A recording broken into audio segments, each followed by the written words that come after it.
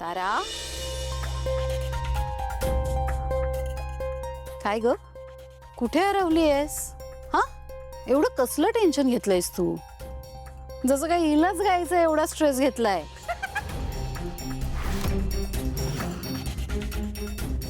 तारा, बाळा बोल ना. मम्मा मला ना जरा भीती वाटते. कसली भीती?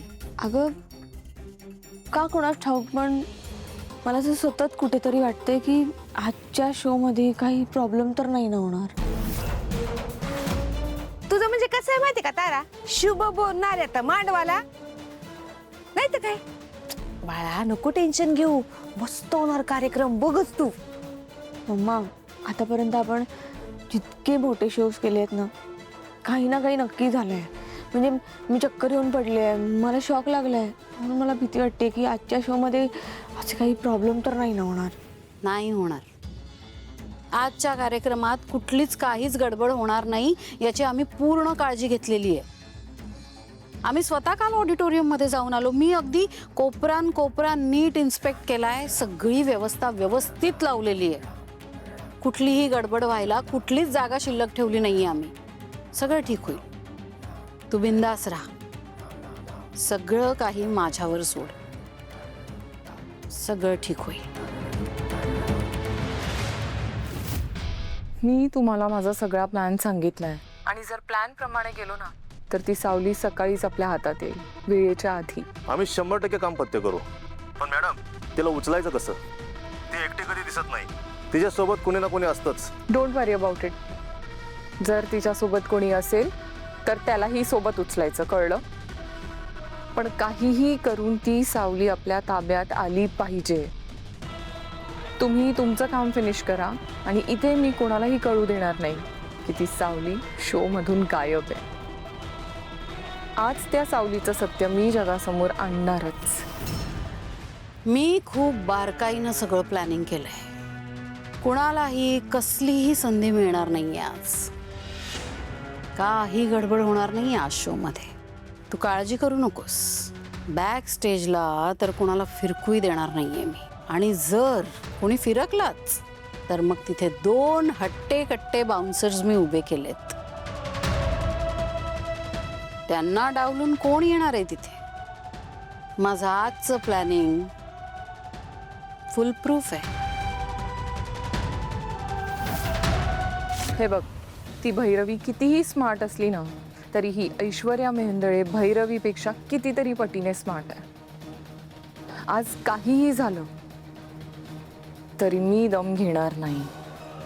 सावलीला ताब्यात घेणार आणि तिचा कबुली जबाब घेणारच. तिचं सत्य जगासमोर आणणार म्हणजे आणणारच.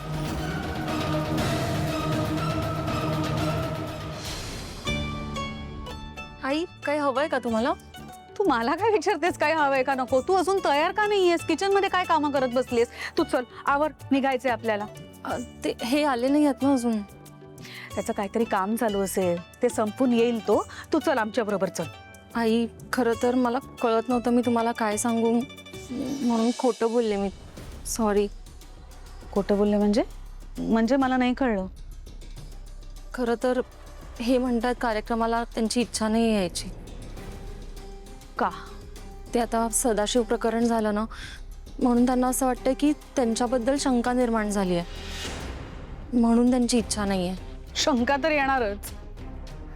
तुला आठवत नाहीये का राजकुमारने आजवर काय काय केलंय ते? आणि सगळ्यांच्या समोर त्या सदाशिवनं राजकुमारचं नाव सुद्धा घेतलंय.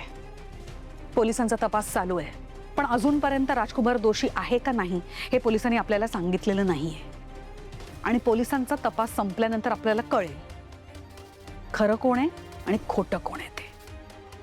तोवर त्याला सांग अजिबात टेन्शन घ्यायचं नाही. आणि त्यांनी जर का खरंच काही केलं नसेल तर तो का घाबरतोय?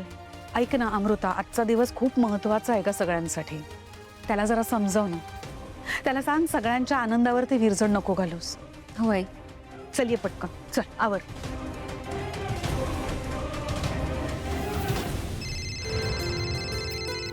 हॅलो. नमस्कार चंद्रकांतजी. बोला जगन्नाथजी. अहो आवरलं की नाही तुमचं? हो, तयारी होतच आली आहे. निघतोच आहे. आमचे व्याही कधी येत आहेत? चंद्रकांतजी, ते शो सुरू झाल्यानंतरच येतील. कारण कसं आहे ना, शो चालू असताना त्या दरम्यान जर भैरवी वजेचं त्यांच्याकडे लक्ष गेलं तर आपला सगळा प्लॅन फिसकटेल. म्हणून जरा निवांतच येतील. तेही बरोबरच आहे, पण काही म्हणा आज मजा येणार हे नक्की. अहो मजा काय म्हणताय, धमाल येणार आहे चंद्रकांतजी. तुमच्या सुनेला आज खूप मोठं सरप्राईज मिळणार आहे. अहो फक्त सुनेला नाही, सगळ्यांनाच मोठं सरप्राईज आहे. खरंय. मला सांगा तुमचं काय? माझं काय? नाही नाही म्हणजे तुम्ही कधी येत आहे? हो मी निघतोच आहे थोड्या वेळात. भेटू आपण तिथेच. ओके ठीक आहे तुम्ही पोचा, मी येतोच आहे. हा काय कसला एवढा उत्साह? अगं असणारच ना, आता आपल्या 2-2 सुनांसाठी एवढा महत्वाचा दिवस आहे, सो एक्साइटमेंट असणारच ना. आणि आज तुझ्यासाठी एक स्पेशल सरप्राईज आहे बरं का. सरप्राईज कोणतं? आज तुझी एका महत्वाच्या माणसाशी नव्याने ओळख होणार आहे. कोण? अगं कळेल ना वेळ आली की. तेच तर सरप्राईज आहे. मॉम डॅड चला उशीर होतोय. नाही निघूया, पण तुला एवढी काय घाई आहे? नाही ॲक्च्युली तसं नाही आहे मॉम, पण इव्हेंटला आपण लेट पोचलो तर बरं नाही दिसणार म्हणून म्हटलं चला लवकर. आम्हाला नाही उशीर होतोय. तुला गडबड असेल ना तर तू हो पुढे.